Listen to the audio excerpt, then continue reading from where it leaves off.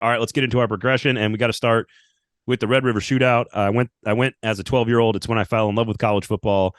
It is just a spectacular display of college football and passion and fans and rivalry and history and fried food. And it's how I learned how to cuss. Literally, I learned how to say bad words by going to a Texas-Oklahoma game in 1994 when I was 12 years old. And I think it's the last time. What's interesting is that Steve Sarkisian has totally flipped this thing along with Lincoln Riley leaving, because I mean, obviously anything can. I think of all the rivalry games in college football, this one is the most unpredictable. 5-7 Charlie Strong teams would beat 11-1 Bob Stoops teams, and that's crazy. But what's interesting is the second Steve Sarkisian took over, this thing was different. Last year, 49-0 for those that don't remember. And then the year before that was, of course, the crazy overtime game, or not the overtime game, but the crazy 55-48 game in which Texas way overperformed in his first season. Now he comes in as a 6.5-point favorite. Now he comes in with a win over Alabama. Now he comes in with sort of expectations. And I believe it is the first time that Texas has been ranked in the top 10 entering this game since 2009, which is when Texas played in the national championship game. So that's I'm laying out the context to start this conversation, because here's ultimately my really high level analysis, Stephen, of this game. I have no effing clue what's going to happen. Let's go back to last year's game, because I don't think we can read anything into it.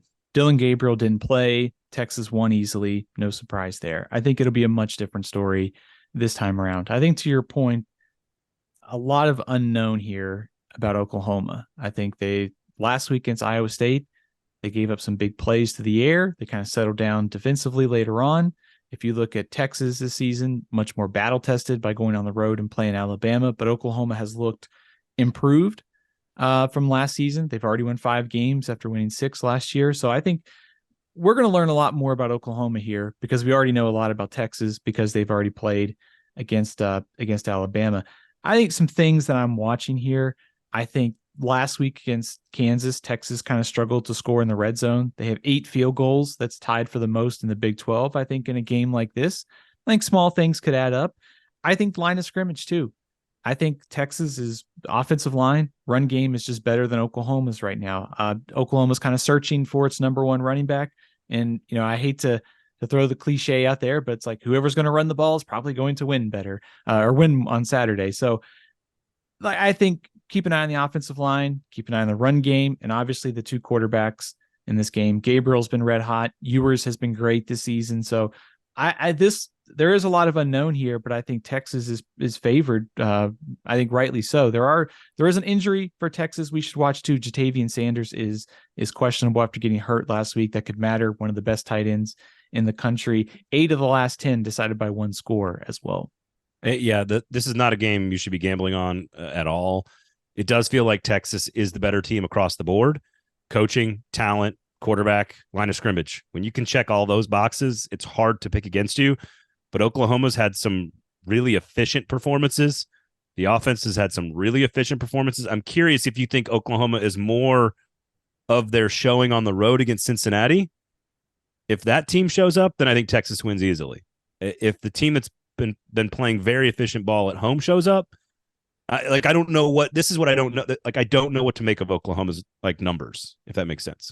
And add the rivalry angle to this as well. That could probably throw a lot of this out the window when you're talking about 2 teams that are going to be amped up, ready for this rivalry game, and some of these weaknesses with the way that's going to go probably doesn't matter a whole lot. I think it's probably going to, first of all, I think it's probably going to be a close game. I think Oklahoma, is much improved from last year. I think if you look at the defensive stats, I think there are some questions about some of the offenses that they play, but the efficiency, advanced metrics are very good. These 2 teams are like first and second in fewest yards per play in the Big 12, and same thing for scoring defense. So I think both teams from a defensive standpoint come into this game playing well. And of course, we've mentioned the quarterbacks and line of scrimmage. So I think small things, like I mentioned, red zone, some turnovers, maybe a few big plays offensively could probably swing this game. But in a rivalry, and as relatively even as it seems, this one's probably going to come down to the end again. Now, if one team wins by a lot, it's Texas. It's probably Texas. And that tells us a lot about where they are this year. I am curious, and there's a bunch of these games we're going to talk about this week that have this element to them. teams that have played in big moments and have played in spotlight games and are comfortable in those situations. Like last year, Oklahoma didn't have a whole lot of those under Brent Venables. This year, they have not played in one of those yet. Texas has played in those. Texas just did it in Tuscaloosa. And I think you mentioned to me, it's about like being comfortable on the platform with the spotlight, with the whole country watching. And because here's the difference in this game and a lot of Red River shootouts. The gravity for both teams is off the charts. The winner of this game has a clear path to the playoff. The loser of this game is going to have a razor-thin margin to get back to the playoff, although Texas has a better resume win in the non-conference to do that. We have not seen two top 10 type teams in this game for a long time. So the stakes on both sides are not just knock off my rival. It's, we've got a lot to play for too. And so whichever person plays loose, whichever person is more comfortable in that situation, I think is the team that wins. And right now, I think Texas is more prepared for that type of situation, in my mind. So I'll take the Horns. Hook them. I think it's the first of two meetings between these two teams. Yeah. Also, I think it's not crazy to think that Oklahoma, if they lose this game, runs the table the rest of the year and finishes 11-1. It's possible. Okay.